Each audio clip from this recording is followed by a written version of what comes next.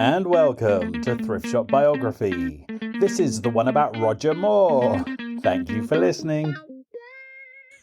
Hello. Hello. How are you? I'm great today because I like this subject. Which is? Roger Moore's Roger Moore. Can't remember what it's called. My Name is My Bond. My Name is My Bond, yeah, because he's written a few books. He has written a few books. Are they all autobiographies? In fact, I found the wrong one first. The Last Man Standing, which is just all about how his friends are all dying because he's really old. So are they. Well, I think if he's really old, he's allowed to write a few books. Yeah. Oh, he's definitely allowed. But we want the autobiography. We want the Bond. How did it begin? Yeah. And the Bond stuff. Are you a Roger Moore fan? I am, so I really enjoyed this one. He's my Bond. He is your Bond. Yeah, I came in at Bond films with him. He was my first Bond, and therefore he's always my Bond. Well, how about you? Are you a Sean Connery man? Well, he's also my Bond, if you want to look at it that way. We see people always ask you who's your favourite Doctor Who, and I always say Tom Baker because he was the one when I was a kid. That was I don't feel like Roger Moore is the best Bond. I think it's Sean Connery. Well, he set the bar for me, so that's who I think Bond is. I like how Roger Moore plays Bond with like a nudge and a wink. I like the playfulness, and it's Humour. A bit camp. It's very humour. It's very camp. Yeah. Yeah, I like that. I hate Daniel Craig. How he's just another generic action hero. We did not need another one. Yeah. Spoiled Bond for me. Although I enjoy the films as action movies, I don't feel they're Bond films as much. Yeah. I have to expand this and say I'm actually a Bond fan. I like every single film for whatever different things it has to offer. I've read some of the books even. I've watched The Saint. I've watched The Persuaders.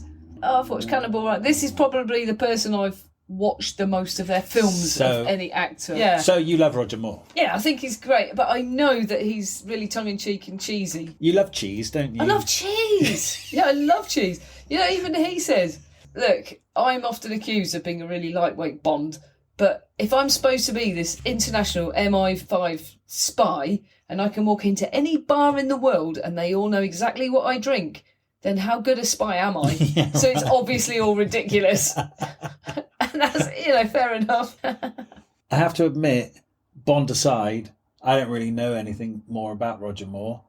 I don't know anything more about Roger. I mean, I'm aware of The Saint. I've seen the Cannonball Run. Yeah. But no, he begins and ends with Bond with me. I've even read some of the Saint books. Have you really? Yeah. I didn't know they were books. Yeah, they were books first. Leslie Charteris. Oh, okay. Yes. I also know him because he's in your toilet. He's in my toilet. I've got a bit of a Bond-themed adventure toilet. Which he doesn't mention in his autobiography. No. All right, should we get into it? Yes. Roger Moore was born in 1927. Yep, which is absolutely almost 100 years ago. And to me, he's still about 40. It's weird. He's dead. He is, and it doesn't seem right. What's interesting to me was how he kept playing Bond, and he was essentially beginning to be an old man at that point. I tell you what, he was way older. That's what I've learned in this book. He was way older than I knew. Yeah. So he was like 45, 46 when he started playing Bond? Yeah. They'd never do that now, would they? Yes, that's quite old for a Bond. Mind you, Daniel Craig wasn't a spring He wasn't chicken. 47. I don't know, actually. I tell you what, Roger Moore's a very good-looking 47-year-old, if that's the case. Yeah, and also because I was quite young when I started watching Bond, I didn't think of him as an old man. That's true, because younger people, the age gap, you basically think people who are like 50 are positively geriatric, and you're right, James Bond. I didn't think of him as... I think he must have a very youthful spirit. He's very fun, he's very light soul, he's got a nice soul. He's quite a happy fellow, isn't he? He's had a nice life, he's enjoyed it, and he enjoys it all the time. Yeah. Even when the films are a bit shit, he's usually had a nice time making them. Yes, the theme of this book actually is he doesn't have much to complain about. He's enjoyed his life. Yeah. He's enjoyed his meals and his wines and his... It's that nice thing of where he might be sat on a film set bored and terrible. And then he'll form a prank and have a laugh. Oh. And find some... We'll talk about his pranking. People to... Yeah, I didn't think they were that funny either. I guess you had to be there. I think they're positively mean, some of them. Oh, well, yeah, there's a couple of bullying-ish ones. Yeah. Yeah. Anyway, so in 1927 he was born in Stockwell in London, which is the south part of London. To George and Lily. Yeah, and his dad was a police constable, but he wasn't actually on the beat. He worked from home, drawing up the plans. So like when there's an accident, You have to draw up the plans and take them to court, and that's what he did. So he wasn't in danger. And also he had a very present father figure who actually, he could take the time off in the day, take him swimming, hang out with him, and then work in the evenings. So he had a really present father figure for once. Very rare. Yeah, and his mum was a cashier in a restaurant in central London. I think they met because his dad initially, when he was a teenage policeman, was on the beat. And I think their eyes met through the restaurant window. Yeah, he was strutting back and forth in front of her window. But what they really had in common was his dad's mother had died of suicide when he was 16, because it seems like his dad was having an affair, because as soon as she killed herself, he married the other woman. So that's a pretty unhappy home for him.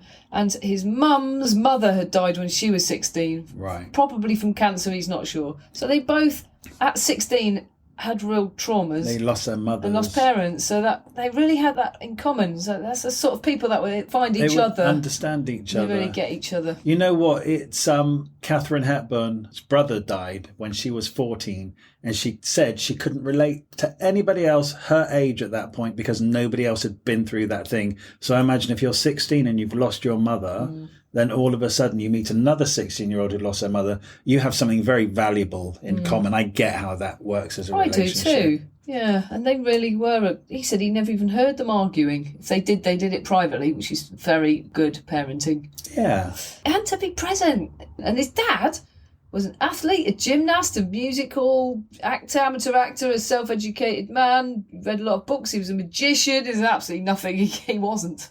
Yeah, hang on. What was his dad's magician name? I've got it. Haphazard the Hazy Wizard. Oh, that sounds fun. Yeah. If your dad's Haphazard the Hazy Wizard and you're a little boy. No wonder he's a happy fellow. Yeah. He's got really strong foundations. Yeah. And they had animals. They had a dog, a cat and a monkey. A rhesus monkey. Yeah, who eventually ended up in Chessington Zoo, and they used to visit it until war hit. They couldn't go anymore. He's a poorly little boy, wasn't he? Yeah, and because he was an only child, they were fretting about him a lot. Well, actually, one of those things where the doctors actually said, can you sign this death certificate because your son's going to die? Yeah. And then, of course, what happens after that is the parents are absolutely paranoid for the rest of their lives and totally spoil that kid. Yeah. So he's a happy, spoiled only child, basically. Yeah. Someone's got to be, haven't they? Do you know what? We've read so many books Trauma. of... Yeah, it's so lovely to read one about a little spoiled hypochondriac. Yeah, it is. And he was a top 3 of his class at school. He was at Battersea Grammar School. And then they got evacuated in 1939. He got sent to Worthing. Do you know what? I hate all this, sending the kids off. It just seems so sad. And it's a real lottery, isn't it? Like, to who they end up with. That's the thing. Some people had a really great experience. They got to see farms for the first time and things like that, because they're all from London. Yeah. But he said a lot of his other classmates had a really lovely time, and he just really struck it unlucky. 2 boys who didn't want him in the house, and the mother didn't even want him there. So he had a very unhappy time, but being ill saved him. So he got sent to hospital. His dad came and saw how upset he was, and said, go and see your mum in Chester. Yeah, because she was staying up with some police family friends. So then they had a really nice time. So it was only a short time. He had a rubbish time. Well, a short time's a long time when you're 9. That's true. And ill. And you're alone away from your doting parents. It's horrible. But in 1940, they thought it was safe to go back to London. Bloody hell. So he actually had a really lovely summer in 1940, swimming in the pools in Brockwell and Kennington Park. All those pools are still there, I'm pretty sure, they are. outside parks. Yeah. And then the Blitz happened. Yes. We're not talking the club in the 80s. Yeah, so they had 2 weeks of major destruction when they were actually in London. Yeah. They were in London for the Blitz. I wondered then, because they sound like intelligent people, I wondered then if it was generally regarded as a safe thing to do. I wonder if they thought the war would be over soon. Well, because they'd just been sent away in 1939 and then brought back for the Blitz. But why would you go back if there was a danger of that happening? Did it come out of nowhere? Wow, I mean, maybe the other people were still having their nice times with the nice families, but it's because he didn't want to be there. Oh, you think they went back because... Yeah, and also they kept wanting to go back because the dad was there because he's a policeman. Yeah. So they just wanted to be together. I think it was a choice. You didn't have to leave London. No, you didn't have to. And they just wanted to be together and ride it out. I guess they didn't really realise just how bad it was going to be. But it was only 2 weeks of that. And then him and his mum were sent to Amersham, and he actually says, I don't even know why Amersham, but Amersham's up the road from me. I've been there today. Yeah, it's actually a bit weird when you read that. You go, hey? Yeah. And he said, oh, It's very nice, by the way. yeah, it's a really nice place. Yeah. And he said, oh, what we missed when we went back to London after that was the lovely long walks, walking our dog in the Chesham Boys, which is like, I spent lockdown walking around Chesham Boys and I loved it. If only I'd known that was Roger Moore wandering around there in the Blitz. It's funny, isn't it, though? It's just a bit weird when these things overlap into your life. Yeah, then he got sent to Cornwall for a bit. Down to Bude. Oh, yeah, it shakes up your And childhood. then he ended up living on a farm with the Allens, and he said they were the most delightful people you could ever imagine. Yeah. So, yeah, happy ending to the war. Yeah, I think it's a good rounding of your childhood to make you grow up a bit. And by the time he got back, though, there were so many people moving back to London that his school was full, so he had to go to the Vauxhall Central School, which was great for art. Mm-hmm. And that's when he really got into art. There's a picture of his kids in this book, a pencil drawing, and it's lovely, isn't it? It's got a nice style. Good artist. Yeah, he's a creative man. So he got into design and cartoons. He's really into cartoons. And his dad was showing off some of his cartoons to his colleagues in the police station, and one of them showed somebody else, and he ended up getting taken on at the publicity picture productions department in Soho. Because it's still to this day, it's where they make all the film editing and stuff. So he left school and went straight in to be a trainee animator. Yeah, 15 and a half. That's amazing. It's brilliant. Of course, he couldn't believe his luck. He loved it. Of course. Drawing all day, you're making films, cartoons, getting paid. And couriering all of the film cells between the studio and the office and the treatment. Suites. Yeah, this is still wartime, still Second World War. But he was what an having experience. To have survived that, as he obviously did, lived a long life. For your childhood to be formed, being evacuated, but then as a young teenager to come back and be in the film industry, working for an animation studio, running around London while bombs are being dropped. Yeah, that's right. I bet it was exciting, even though it was You'd dangerous. have loved it, because it wouldn't have seemed real, would it? Yeah. It would have been like being in a film. Yeah, it did sound like he had a lot of fun, and plus he spent his lunch hours in the swimming pool. He's a mad swimmer, which actually would have really built his physique, which helped him become someone. Yeah, with a shirt on or with a shirt off. That's correct. Which, when you're a good-looking actor, that really helps with the casting process. It really, really does. Yeah. But then what happened one day is that actually he was late collecting the cans of processed film from the laboratories. Just one day. One day. And they sacked him. It does make you wonder if he was really, really good, would they have sacked him for forgetting once? Well, he did say he was getting a bit late here and there. And yeah. I mean, he did that for 3 years, it seems. So he would have been about 18 or so by the time he got sacked, 17, 18. Thanks to swimming, he had a lot of older mates. And there's a lot of army people at that point who were getting discharged and they're looking for work. And a lot of them were going to the film studios around London, getting work as extras. So they said, come along with us. And that's how he got some work on Caesar and Cleopatra with Vivian Leigh and Claude Rains. So it was really big time. Do you know Claude Rains? I've heard of him. I've never heard of him. I know Vivian Leigh. Vivian Leigh's more famous. Yeah. But had you heard of Caesar and Cleopatra? No. And that was 1944. There's been so many since, you wouldn't necessarily know that. If you've not heard of it, being called Cleopatra yourself, then I imagine, Yeah. I guess Liz Taylor sort of overshadowed all others. Yeah, she did. Yeah, so whilst he was on this film set, the director said, are you an actor? He said, no. Well, I think you should be. And he met his parents and said, look, I'd like to pay for this lad to go to RADA. I want to sponsor him. And then when he comes out, he can come back to us and we'll give him parts. Isn't that incredible? That must have been because of the way he came across on camera. Yeah. Because he's just an extra at this point, right? Yeah. He doesn't have a speaking part. He's just an extra. So this director looked at this young man and thought, wow, he looks great. We need to hone his talents and then he can come back and he'll make us money as an actor. That's right. That's what's going on, right? I mean, we all know there's various types of actors. Some of them are character actors, which is usually they're not beautiful. I can get sacked for saying that. No, well, I know it's true. What job. But yeah, they're usually characters. They're not leading men. No, exactly. Yeah, the leading ladies are usually really good looking and everything in between, right? Yeah. Well, Roger Moore kind of made a living out of almost not really being an actor, but somebody who's good looking, who says the lines. He's always Roger Moore. And the thing is, I'm not slagging him off any more than he slags himself off. Throughout this entire book, he's totally derogatory about his skills. He's pretty much walking on saying the lines, raising an eyebrow, standing in the right place. And he says, I think I can be called an actor. And, he says it on my passport. Isn't he? He's not. He never says I'm one of the great actors, ever. It's funny because he's never really had that dramatic role to showcase his abilities, has he? No. And I've certainly not seen that film if he has. There's one film where he says something about haunting himself or something, where he has to play two parts. And he said, I actually got a chance to act in this film. That's the only time he says that. What's interesting about that is we've read other books of very handsome people like Patrick Swayze, and he was frustrated because he would just get the leading man, good-looking roles, which didn't ask too much of him. And he was desperate to show the world what a good actor he was. So was Errol Flynn. Errol Flynn. Drove him mad. Yeah. Roger Moore, happy to just be good-looking. Yeah, he doesn't care because he did a year at RADA and then left because he wanted to get paid work. So, yeah, he isn't somebody who even strives to be one of the greats. He just wants the money. He says it all the way through. He wants to be a star and he wants money. Those are his motivating factors and he achieved it. He's not gutted to not act. He doesn't say it is anyway. He's quite happy. Fine, it's like we say, he's just enjoying himself. And it's honest. Yeah. And that's something the industry and the public support. Yeah. We want to give money to see good-looking people on the screen. Yeah. And he's fulfilling that need. Yeah, and he does his job well, but the job is very limited. And it's funny, really. He's a massive success at Bond, The Saint and The Persuaders, right? But outside that, every single film he mentions throughout his entire life, it's barely a hit. He's like, that one flopped.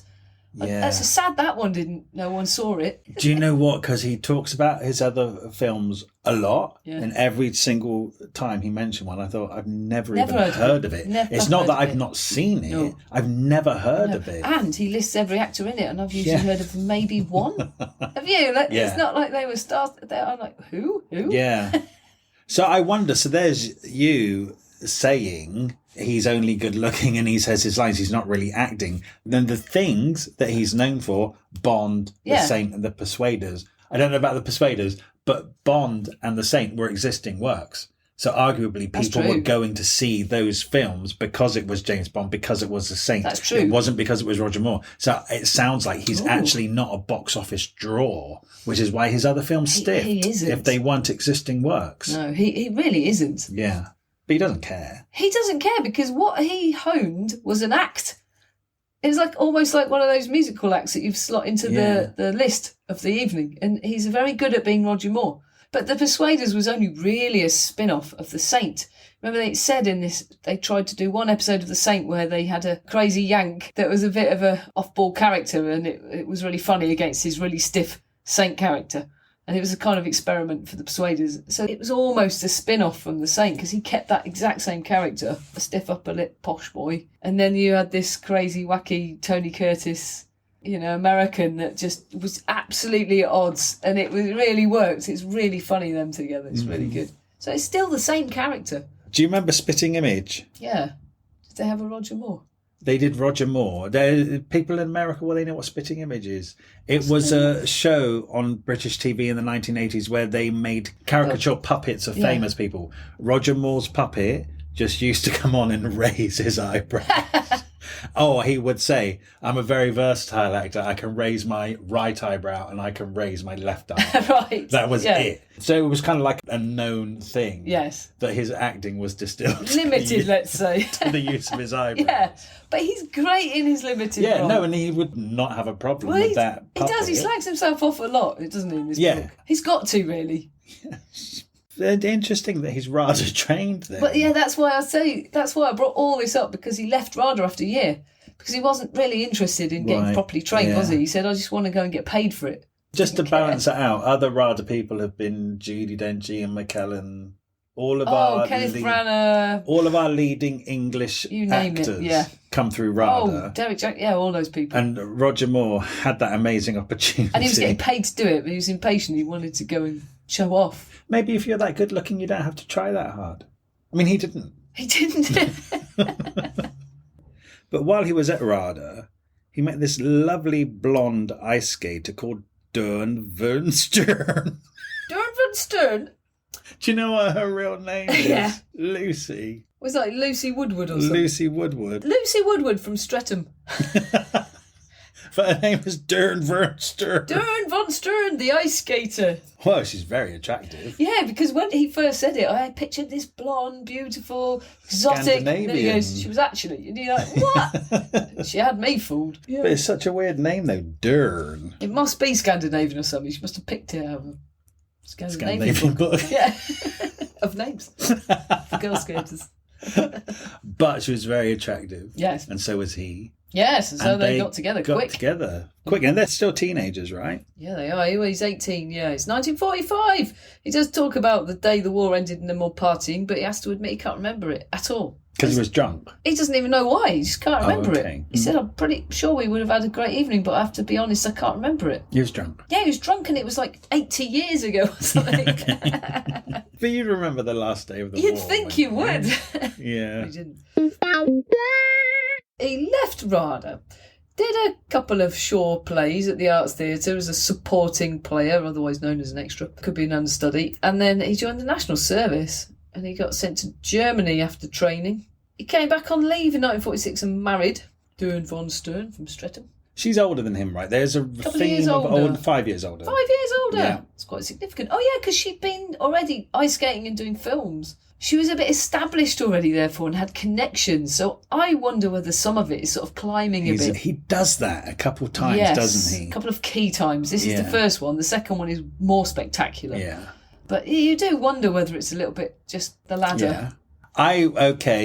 I don't think he admits to being quite the cad that he is in real life. Yes. He was no way ever faithful to any one of these women. Yeah. I can't vouch for him in his very later years.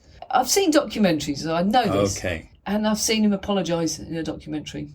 He apologised. He sort of said, I really regret how I treated these women. I've seen him in a documentary saying that. He doesn't say that in this book. He doesn't actually admit. He hints at one affair later on a film set. And if he's ever leaving a woman, it's to go with another woman. Yeah. He has no periods of being single. He's literally leaving the wife because he already has another one going. Or he's definitely a massive cad, like you say. And he doesn't admit it. He doesn't admit it. He's no Jar Jar. Yeah, I mean, also, all of these relationships, they're all apart all the time. In fact, he said they only got married because he was on leave and you get more rights for leave and stuff. Mm-hmm. And also in those days, the 40s, you couldn't live with somebody if you weren't married. You couldn't even probably get a house or any of that. So they had to be married. But they were apart all the time. He was on tour or in plays. She was on tour, ice skating. She had a kid as well from a previous relationship that lived with her mum and dad miles away. You know, they never saw this kid. So, you know, they weren't conventional to begin with. They weren't conventional. No. Well, you know, these actors and these ice skaters are just all prostitutes, aren't they? Very loose morals. So then, anyway, he was in the army and he realised he really missed acting. So he begged some actor he knew from back home if he could join the acting. It was the Combined Services Entertainment Unit. It was based in Hamburg. So they got him over to that. And there was loads of RADA people there. So they put on loads of plays and toured and all sorts. Within the army? Within the army, yeah. Yeah. So he got to play a lot of roles then. Probably all the same. And then he becomes the acting captain. Yes. Yeah, but they're going like Germany, Austria, Italy. They're going all over. Yeah, he's touring Europe. So what, entertaining the troops? Yeah. Also, when he's on leave at one point, there's a film being made with Anna Neagle, who's massive, and they're looking for extras. And he goes along, and because he's a soldier and has his own uniform, of course he's hired immediately because then they don't have to worry about getting him out. Yeah. So even when he's acting in the army, but also when he's coming out of leave to see Dern, he's also getting extra work on films as well. And he's also doing a bit of modelling. He's modelling knitting patterns, same as Phil Collins did. Oh, yeah. And Michael Caine, when they eventually work together. Well, become really good mates. Yeah, didn't they? he calls him the big knit. Do you know what? These pictures of Roger Moore when he's in his 20s, he's so handsome. I really think he's the English version of Warren Beatty. They look quite similar. Yeah. They're just both ridiculous. They look like Roman statues or something, don't they? And meanwhile... And they acted like Roman statues. statues. They acted like it, yeah. But meanwhile, his wife, Dawn, says... I'm sure it's not Dern. Dern. Dern. How do you say? D-O-O-R-N. Durn. Durn. Yeah. Because if you said Dawn, it would be 1-0. Oh, do you think it's just Dawn? No, because that'd be 1-0. It's Durn. It's made up anyway. It's a totally made up name. Anyway, she's getting really frustrated because of his lack of success. She's a bit harsh because she's just ice skating a bit. And she says to him, "You'll never be an actor. Your face is too weak, your jaw is too big, and your mouth is too small." I don't know who she's looking at, but she's wrong. She doesn't mention his eyebrows. Doesn't even mention them. Well, she is wrong. Yeah, and they split up around this time because she's just becoming a nightmare. Well, they're young and they're just driving each other mad. Yeah. And he's probably shagging about a lot as well. There is that. Yeah, but maybe she is as well, who knows? But anyway, they're just young love and they drive each other mad, so they actually split up and actually get a divorce. But this is really interesting. This is where you learn about history. You couldn't just get a divorce in those days. Yes. You had to have grounds for a divorce, which would be adultery. And you had to prove it with a witness. And so couples across London would rent out a hotel room, split it. So the woman from one marriage and the man from another. So Roger Moore got together with a woman who wanted to get divorced, rented a hotel room and got caught in bed together to have a witness to them committing adultery so he could get divorced. Yeah, so when the maid comes in, the maid's the witness. And he's just sitting there in bed with this virtual stranger just waiting for the maid to come in so you can tick the paper and move on. Wow. It's nuts. It is nuts. Yeah. I bet he shagged her though. Well, I probably just as well. Probably one of his bits on the side. Yeah. Anyway, he goes on tour in a show where he's sharing a dressing room with Arthur Lowe from Dad's Army. But he's getting work on stage then, isn't he? Yes, but it's mostly understudying. I mean, he gets a job at Lyric Shaftesbury Avenue and another job at the London Coliseum, and they're both understudying parts, and he can take them both and dash between the two. And I did work it out in my head. It's quite a dash. It's quite a way. I mean, he made some connections doing this, but he never really got anywhere. Yeah, he really is stuck because his talent isn't being recognised. It's limited. Well, it's limited. So he's being an understudy. He's being a model where, of course, his talents are being recognised. Yeah.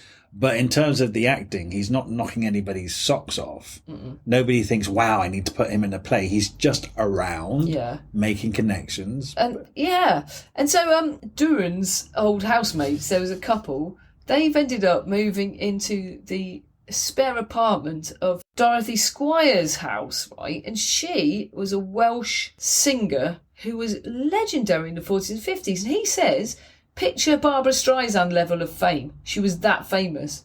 And I've asked a few older people I know, and they're like, I think I know her. I'm like, she was Barbara Streisand. You definitely know her. Yeah, we know her. She wasn't that famous. She wasn't. Again, I've heard of her name, but to be honest, I probably couldn't have told you what she did. Yeah, well, I only know because I've seen a documentary about Roger Moore before. I know even when he listed some of her songs, I didn't know them. Maybe it's a different form of fame in that it was still the end of the musicals and stuff, as opposed to being radio and TV yet. Yeah, so it's not captured as much because he does say she did tons of sellout shows. Yeah. Britain, Europe, Australia, all sorts. Shows this doesn't have the same lasting effect, does it? So she was just famous. Well, yeah, in that time, she was really, really famous. And all of her friends were the real showbiz legends of Britain in that time. And I know most of their names, like Frankie Howard, Petula Clark, Diana Dawes. Hilda Baker. Yeah, it was a really, really top gang. And he met her. He went to a party because of his mates living in her house. Now, he doesn't say this. He says very soon she was charismatic. She's 12 years older and very soon we became lovers. But in this documentary I saw, he walked into her house, first time he'd ever met her, he saw her, and he swept her up into his arms and went, where's the bedroom? And took her upstairs. And that's how it started. Literally like that. He hadn't even spoken to her. Yep. Why would he not say that in this book? Because he's toning it down a bit. You know, that's just a bit more detail than he says in this book. Says we became lovers. He doesn't say instantly. He's just out a word. Yeah. It's a bit of an insight because it does show, firstly, how competent he was. She was a massive star and he just walked in and swept her literally into his arms, took her upstairs. And he was straight in there then with that gang. But he doesn't seem to have a problem making friends in any places. He's a very confident man. I think very charming. Very charming. Very witty. Yeah. Loves telling stories, making people laugh. I mean, Frank Sinatra was a great mate. I mean, you think there's a great mate. Then he says, yeah, we spent Thanksgivings and Easters together. Oh, you really are good mates. Being with Dorothy Squires, it really opened up his social circle, and he'd be going to the theatre a lot to see major stars who we have heard of. Yeah, definitely. So he, again, like, he's making connections. So he's not making waves with his acting talent, but he's certainly progressing with the contacts that he's making. The networking is going very well. People know who young Roger Moore is. Also, when they moved to New York, he got a visa easily because it said actor and manager. They said it was the manager thing that got him the visa because he was manager of Dorothy Squires briefly. He never said what he did, but he's wangled his way in by... God, he was right in there, wasn't he? Like, literally. Oh, yeah. I mean, he absolutely loved her. He absolutely loved her. Oh, they were together a long time. And until the next one came along. I mean, although he eventually left her for a much, much younger, tons younger than her person, and then they could then have kids, because she would have been a bit too old to have kids. Possibly, if that wasn't a factor, they might not have split up, because he was very sorry to leave her. He really loved her. She sounds a flipping hoot. But when they were in America and he had his acting visa, he got work quite quickly, didn't he? But it was like TV. It was TV. And he said a real stigma. You either do TV or you do film, and there's not a crossover. And he just got sucked into TV and couldn't seem to leave. And this is live TV. Yeah. 90-minute live episodic TV. Yeah. Which is like theatre then, really, just in front of cameras. Yeah. And he did the odd film. And he worked with George Sanders, who we know from Zsa Zsa Gabor. We know everyone. Her husband. There's no one. But what I didn't realise is that he was the first saint. Because that was never mentioned in Zsa Zsa Gabor. But as soon as he said that, I thought, I knew that, you know. I think I knew that. I could picture it immediately. I can picture it. Now I want to go and watch them. Because I've watched all, like, Lockdown, I watched all the Persuaders, all the Saints. I've watched everything, and I've done it now. So that's the only thing left for me. You know, in one of the live TV shows, he had to play a French guy. And I don't know, just make up his French accent. And then there was this producer called Albert McCleary, then got in touch with the makers of the programme and said, I need a French actor. Is that French actor available? And so they had to get in touch with Roger Moore and said, we need that French guy because he looks just right for this part we want to do. But can he do an English accent? Genius. And that's how he got more work. Well, he moved back to Britain for a while, and because he got Ivanhoe, the TV series, which was a year's work filming between Elstree and California, only in California, because the leaves weren't green in Britain. So he divorced Dern and married Dorothy. He married Dorothy, yes. In Jersey City. So is it around this time he actually gets a contract with MGM? Yes. He does one night in a Broadway show that opens and closes in one same night. Day, yeah. And so he thinks, bugger it, let's go back to London. So they go back. And he gets a call from the RSC. They offer him a full season there. And he knows that if he takes it, he'll become a proper, classically trained Shakespearean actor. And then he gets offered a contract at MGM at the same time. And he says, did I decide to become amazing actor? No, I went for the money. There you go. There you go. Oh, I imagine that's a really hard decision, though, as an actor. Do you go for the craft or do you go for the fame and the money in Hollywood? But it wasn't for him, because he knew exactly who he wanted to be. Yeah. He wanted to be a star. He didn't want to be a classic. He didn't want to do the work, really, I think. Show me the money. Yeah, that is a valid choice. Not going to knock it. So in 1954, he's off to Hollywood for MGM. Yeah, he's in a film with Liz Taylor and Van Johnson and Eva Gabor. So he's 26. So again, we talked about his age, how he comes to things quite late. I think 26 is probably quite late to be introduced into Hollywood, maybe, for a handsome young man. I don't know, am I just thinking of today's standards? Possibly. But anyway, he's in a few films and nothing really takes off. In fact, his third film, Diane with Lana Turner, was so bad, such a bad flop, that they fired him from his contract. But that sounds like they've blamed him for it. Yeah, it does. Well, maybe they thought they were grooming him into being a leading man and it just didn't happen. Yeah, it's quite possible. Because some of these films that he does talk about, I've never heard of. Exactly. Most of them. Yeah, they did nothing. So they probably did have expectations of him quickly working up to be a leading man, and then it just didn't happen. He did a film and it didn't work. And, you know, it's cutthroat, isn't it? 3 films and they didn't work. Yeah, right. But it was around this time that he met his good mate David Niven, right? He talks about him a lot in this book, doesn't Yeah, he? he really does. Yeah, they did a film together. Oh, yeah, they're really good mates. Can't wait to read David Niven's I know, we've book. got it. I can't wait to read it. Yeah, he sounds great. So 1958, which is only 4 years after he started that contract, because really he doesn't get very far. He's done a bit more US TV, a bit of this and that. He gets a 7-year contract at Warner Brothers, which Dirk Bogarde suggested him for, which is very nice of him. Mm-hmm. And Dorothy was in shows in LA at the time, so that was working out. And young Elvis was her biggest fan. Yes. And would come to see nearly all of her shows. I thought that was weird that Elvis would love Dorothy Squires so much. And do you know what I thought about it?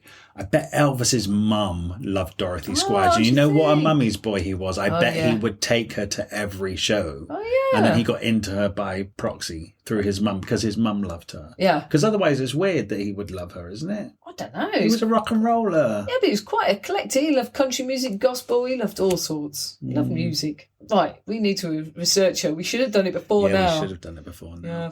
We'll put it on the Facebook page. Yeah, We'll find a video of... No, we might not find a video of her. She's so old. Oh. We'll find something. We'll find a picture Okay. and put it on the Facebook page.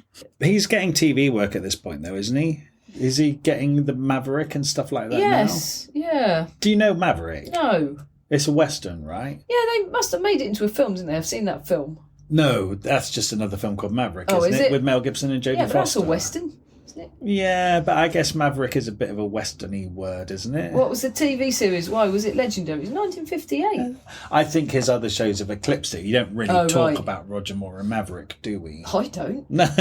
So anyway, but he's doing that. He's on a TV serial, which is successful. So he's getting known, I suppose, yeah. Yeah. And then this particular film he goes to Rome for, and it's the rape of the Sabine women. And he gets interviewed by one of his cast members. He's very young and beautiful, Luisa Mattioli, very Italian. Can't speak any English, he can't speak any Italian. But somehow they don't need words. I can't imagine how. And they become inseparable. And he stays on to do another film in Italy so he can be with her. And basically then he has to leave his wife because they actually fall in love.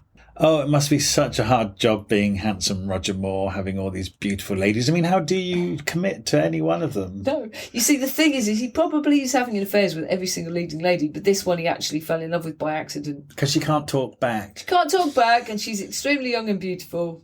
And he probably is getting a bit broody because he does want kids, and they do have kids. They have kids 2 years after they meet, so he probably realises he wants kids, and they'll be very beautiful if she's their mother, which they are. They are gorgeous, these kids. Are. Yeah, they like this model. The boys look like Roger Moore, and the girl was the Scottish widow in the adverts. Yes. I always knew that. I never knew that. And I looked at her again, I thought, with the hood and she's beautiful. Yes. So it was a good choice. But she was neither Scottish or a widow. True. Yeah. Not good advertising. Sean Connery's daughter would have been a better choice. If you killed her husband. So, he's in with Louisa. Dorothy Squires is not happy. Oh, she's not a happy woman. No. To the point where she will not give him a divorce. Yeah, and Louisa is Italian and extremely Roman Catholic. Yeah. And that's an absolute disaster. Actually, if you're Roman Catholic, you can't even marry a divorced person. But you definitely can't shack up with somebody outside wedlock, and that's what they do. Yeah. They definitely have 2 kids outside of wedlock. Well, third comes along possibly after they marry about 6 or 7 years later. It's like 7 years before Dorothy gives up the... because she's absolutely heartbroken. She's totally and utterly heartbroken. It's an absolute love of her life. And they never fell out. You know, he still loved her. It was just really... He just found an attractive young Italian woman that he fell in love with. Upgraded. And as well, Dorothy Squires gave him an amazing life. She took him to America. She basically, I guess, got his career going. Maybe not directly, but indirectly. Really annoying. Do you know what else is? An older woman, and they go for a younger woman, and it's just at the time where you're thinking, "Oh, I'm getting older now, and I'm not gonna." You can't have kids. It's just you'd be bitter. Well, she was. Yeah. What? Do you know what's not in this book? What? In fact, she went around the house and put the windows in with a brick. How did you know that? Because I looked it up. Oh right, of course. That I was there. The internet. But. That just goes to show that she did not take it well. Oh, no, she was That's why she kept divorce. Okay, so these are the sort of things he's massively leaving out of this book. Now, would he leave that out because he is still caring about Dorothy, or leaving that out to make it look like what he done wasn't actually quite so bad? Like I said in that documentary, he said that he really is really sorry for how he treated her. What, for our benefit, so we don't think badly of him? I think he absolutely loved her. Okay. But he wanted this and had to sacrifice that. Yeah. Yeah. They like kids. But then you don't mess people about like that, and you don't do it that way. Oh, yeah, you tell her. But, he did. And that's what happened. Then he got the saint, even though he was no saint. The irony. Did you watch The Saint at the time? No, because it was before you were born. No, but it was on telly when I was a kid. Oh, reruns. Yeah, right. I was trying to figure it out. Do you know what I remember most about it? Is the opening credits where I think a cartoon stickman came out and got into the car. Yeah. Is that The Saint? Yeah. But also, it wasn't even when I was a kid. It was all my life. Whenever it's on, I'd watch it. If it's on now, I'll watch it now. If we weren't talking. Okay. So is it like Murder, She Wrote, and that they just show it all the time? Yeah. It's always on. This really 60s, absolutely wicked theme tune. It's really stylish. The cars are amazing. It's old 60s London. What's it now? The Kingsman. It's got that sort of feel to it. It's very Kingsmanish, but less violent. Yeah, he said this. He had very, very happy days for 7 years playing a character to whom I easily adapted my limited ability. Yeah. Yeah, that's absolutely accurate. And that character led him to basically Bond. Yeah. And the Persuaders, obviously, yeah. Simon Templar. And he invented that he talks to the camera. That was really unknown at that time to sort of break out. And then raise an eyebrow. So that run for years, right? And it ran for 7 years. Over 100 episodes. 118 episodes. And did that cross to the Atlantic? Was it big in America as well? Yes, they made it. They said they tried to make it there and it flopped. And then eventually CBS, one of the networks picked it up and then they put it on a better time. And that's it took right. about 2 years to get it going, but then it got going. So that's good. I like some of his stories, like he says, they had a guest star on one show who was a 16-year-old Jane Asher who had his musician boyfriend in tow. And he used to draw everyone's pictures, pencil drawing. So he drew them together and put a heart around it. And he loved it so much. He said, I'm going to make that into my Christmas card this year. And Jane Asher said, no, please don't, because if it got out that I was his girlfriend, it could ruin his career. And he went, what career? It's Paul McCartney. He said, I had no idea.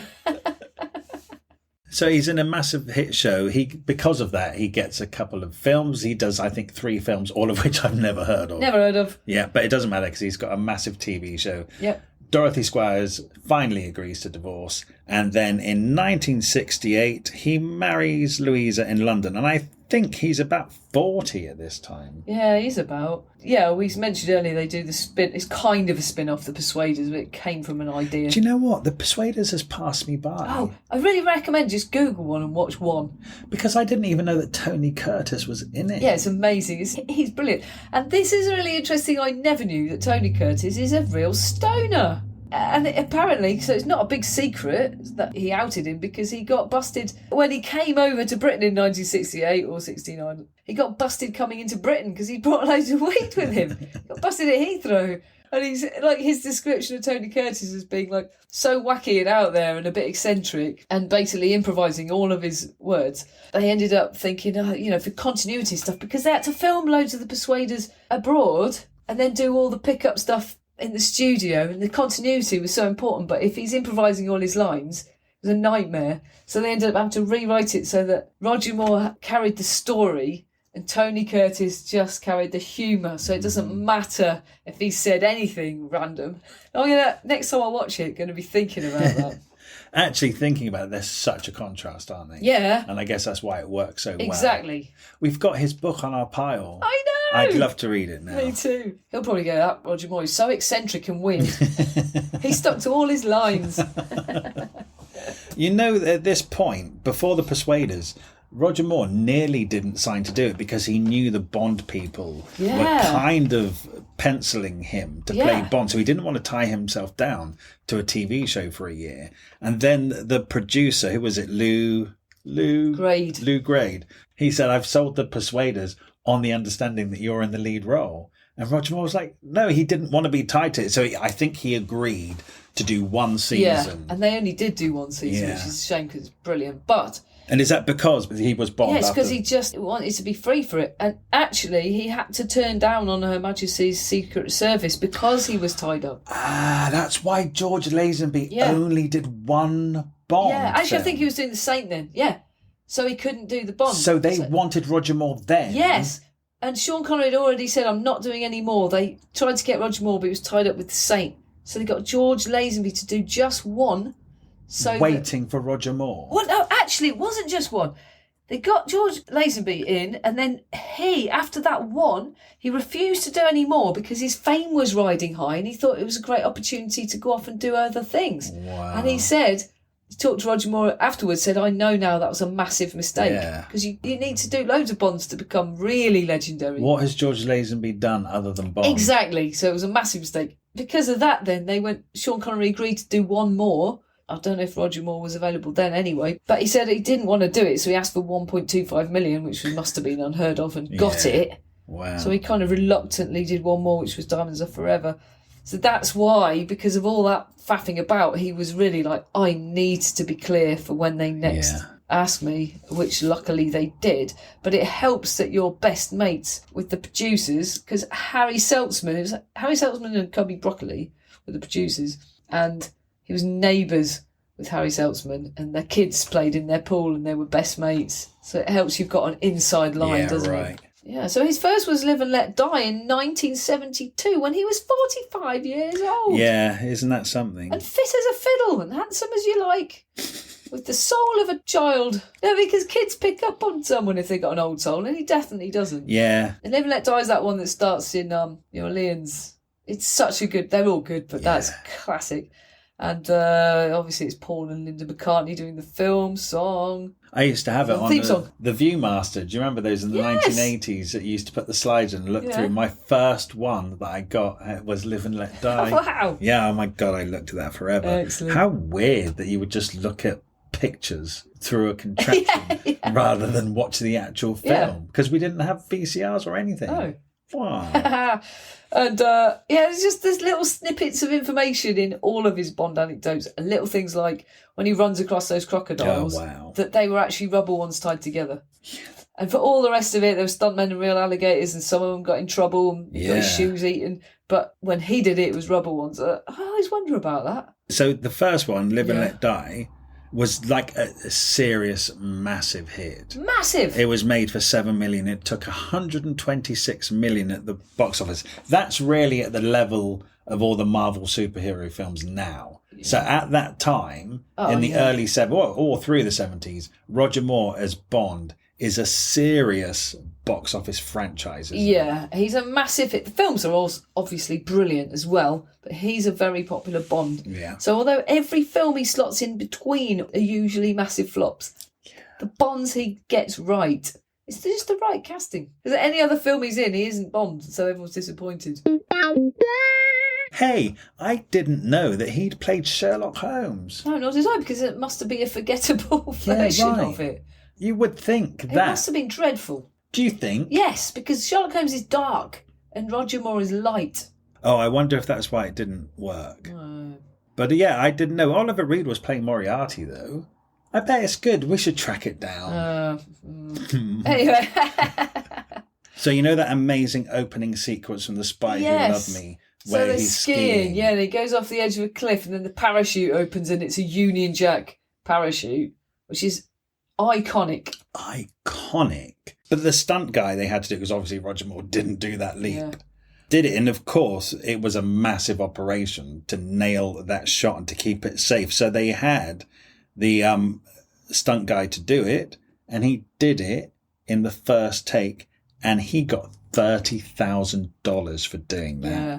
Wow, which would have been a huge amount of money in 1970, whatever. But he did also say that he very nearly pierced something with a ski or something went wrong, and he said if you watch the film you can see where it very nearly went wrong, so he bloody earned that. But he also said when he went to the film premiere there was a standing ovation after just the opening. I bet. In the cinema, which he has never seen before or since, which I've never seen in my life. No, because we're so expectant of that kind of thing in cinema now. Probably for the last 20, 25 years. Since the 1990s, we are used to amazing, spectacular, opening sequences that are done through trickery, CGI, green screen.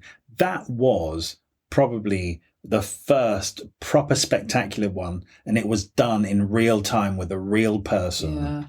Yeah, it was something else, wasn't it? They really are spectacular, those films. Oh, talking about the building of the sets, and they couldn't build a stage big enough for one of these ones, the ones with the 3 submarines. Is that it would be Thunderpussy. What's it called? Thunderball. Thunderball. And it was one of these where they have to build 3 giant submarines, and no hangar was big enough. They couldn't find anything in Britain big enough, so they had built the purpose-built studio. What would you call it? 00 stage. Yeah, the 007 stage. Oh, sorry. Yeah, the 007 stage at Pinewood, which is still there to this day. I've driven past it. You can see it from the road. I'm aware of it. Absolutely huge. Yeah, because we hear that obviously Bond is filmed on the 007 stage. I didn't know that it was built because there was nowhere big enough to film 3 submarines. Yeah. That's amazing. It was actually purpose built for a particular scene in a Bond film. And it just stayed. And when you watch those films and they walk onto those things and you see like these massive submarines, you think, you know, it's awe-inspiring. And you think, oh my God, have they built that? You know, you do think that. And I never doubt it. I never think it isn't real. It doesn't look CGI, nothing does. And it is real, and that's why it's so spectacular. It is amazing when you think, because we read Esther Williams and all of her synchronized swimming films and stuff, and how they set all of those stages up. I mean, it was phenomenal what they did back then. And now you think this is that again on an even bigger swimming pool. I mean, and they're still filming Bond here. I actually Googled it. I had a nose around on Google Maps, and all the roads within Pinewood are like Cubby Broccoli Road, and Ken Adam, the bloke who designed those sets, there's a Ken Adam Road up there. Yeah, so it's still harking back to that time. And so many more films have been made before or since, so it was that important there. Oh yeah, View to a Kill, where they're in all those mine shafts. You know, Grace Jones coming out of that mine just like takes a hit for the team and the whole thing blows up. Love that. I love that moment when she turns kind of good, does one good thing. The whole thing blows up and it floods. And it said that was on that stage. That was all built. And they flooded it on that stage. Well, that's amazing. It doesn't have anything nice to say about Grace, does it? Yeah, he actually said, if you don't have anything nice to say about someone, don't say anything at all. So I'm going to say nothing about Grace Jones. But then he does say things about her. Yes, she seemed to think it was hilarious when she got into bed with me with the big black dildo. But I'm glad she thought it was funny or something. Yeah, I thought he got into bed with a big black dildo. And no, she it was thought her. It was funny. No, it was her. She opened her dressing gown and she was wearing it. Oh, okay, it makes sense. I guess she thought he was a sexist, misogynist dinosaur, like Judi Dench says. And to be fair, he probably was. Yeah, he was probably used to ruling the roost with the women and she wasn't having any of it. Grace was putting him in his place. Yes. And he's a prankster. I think some of his pranks are really off colour. Yeah. And so Grace Jones probably sees this going on, probably deems it to be a bit like bullying. She's getting her own back. Yeah, she's taking the by power. strapping on a big dildo. Yeah, it's kind of brilliant. Yeah, and so he doesn't like her because of it. No. Good for her. Yeah, I agree. What I didn't realise is that Never Say Never Again, which isn't an official Bond film. It was like was filmed... Sean Connery trying to get one up on him. Yeah, but then they had a lawsuit. Didn't Cubby Broccoli do a lawsuit and say, okay, you're doing it, but you can't bring it out at the same time as we're bringing out our next Bond film? That's right. I knew that it wasn't considered part of the Bond but I was very confused as to why. Right. So I didn't realise it was kind of almost set up as a rival film to the Bond franchise. Nor did I. Here's what I didn't know, moving on from Bond though, is that in 1985, he got cast in Aspects of Love, the Andrew Lloyd Webber musical. Yes. Right, he's not musical, firstly, so I thought, that's weird. What, is he singing? What's happening here? Yeah, but what's to say that he can't sing? Yeah, he nothing. might be able to. I thought you sort of suspect he probably can't. Anyway, carrying on, he does all the rehearsals. It's the night before opening night, and they pull him out. Yeah. They pull him out, probably put on his understudy, I'm guessing. So he was bad. Yeah. He was bad. Do you know what? He should never have got that far. No, and do you know what? He doesn't mention all his affairs. I would have left that out as well. That's awful. Yeah, but he did literally do that whole rehearsal process for aspects of love. Who did Yeah, I end know. up doing it? Was it Michael Crawford? They shouldn't have put him in the first place if he couldn't do it. And they should have auditioned him properly and gone, For- you're not up for it. For a big Andrew Lloyd Webber not musical fair. in the West End, Yeah. who'd have thought of casting Roger Moore No, anyway? it's not fair on him. That's really sad. But anyway, he got really ill with cancer. It's one of those things where it puts everything into perspective, and his wife's being a right nag, and he realises if he's got X amount of time left, he doesn't want to spend it with her. So he splits up with her. And he gets together with a neighbour in Switzerland because he's moved out of Britain ages ago because of Tax. the 87% over a certain amount tax on your Do you know income. what? I've always have a dim view on tax exiles, but actually when he explained in the 1980s under the Labour government, if you earned over a certain number of millions, they took 87% Yeah. of it. Go to Switzerland. Yeah, I Like, agree. yeah. That's a huge amount of money. Fair enough. So anyway, his neighbour, what was her name? Christina? Lived in Switzerland and partly in south of France. Probably much nicer than around here. They were together right to the end. But Christina, I think what he doesn't say in this book, was best friends with Louisa. Yeah, that's awkward. Well, because they were neighbours, so yeah. And Christina, I think, was a cancer survivor at this point, right? So again, they I think had... she was, yeah, they had that in common. Yeah. And she had kids of her own, and blah, blah, blah. And anyway, they just got on and were peaceful and happy together right to the end of his days. Her daughter actually died of cancer when she was 47. Bloody hell. Yeah, horrible, isn't it? Yeah. Well, 1 in 2 people do. Yeah, bloody hell.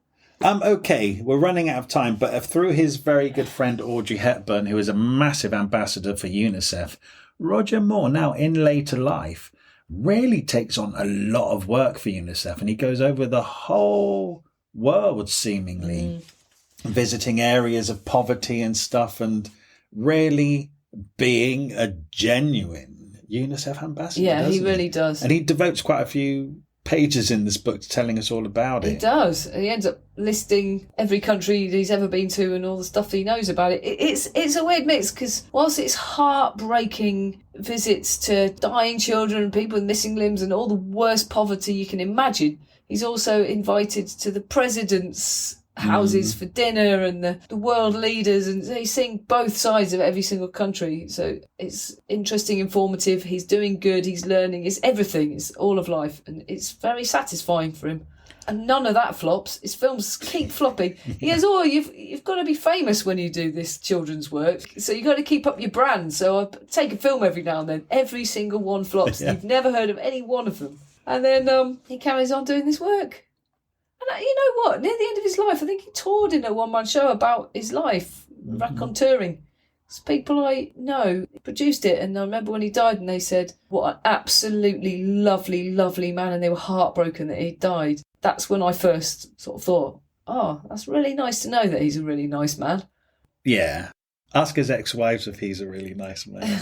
I tell you what, though, in his defence, when he talks all the time about wanting to keep the family together, and all the films he did from when he's married on, Louise is always with him, and then they get the kids a tutor, and they all stay together on most of the locations he does, almost all of them, and the kids just have a travelling tutor.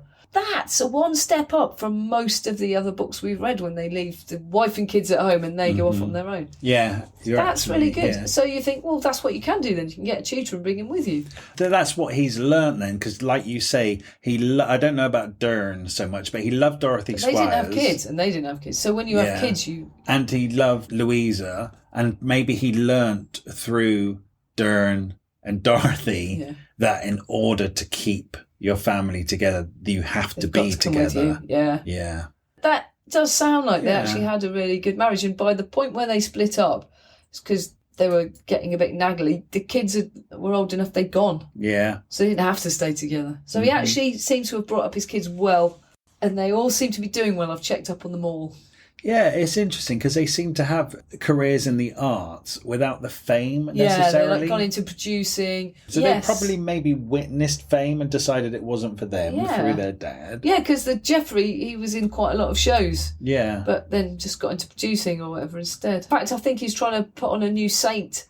Yeah, so you know, in summary, he did a lot of stuff well. It wasn't too bad. Indisputably, he will... Oh, no, I was just about to say he'll always be Bond, but actually he will always be the Saint. Yeah. Like, we all think of him as Bond, but actually... He will always be a Bond. He will always be the saint, not a saint. Yeah. His ultimate role was just Roger Moore. Roger Moore. Thank you so much for listening to this episode of Thrift Shop Biography. We love making this podcast and we're absolutely thrilled that so many of you are already listening. You could really help us out by leaving us a review somewhere, wherever you listen to this podcast. And if you could share us, tell your friends about us, or drop some links on social media. We have a Facebook page called Thrift Shop Biography, so make sure you come over there to hear about the episodes first and what else we're up to. Okay, see you next week. And if you're new here, there are loads more episodes now to go and listen in the back catalogue, so make sure you go and enjoy them. Okay, thank you very much.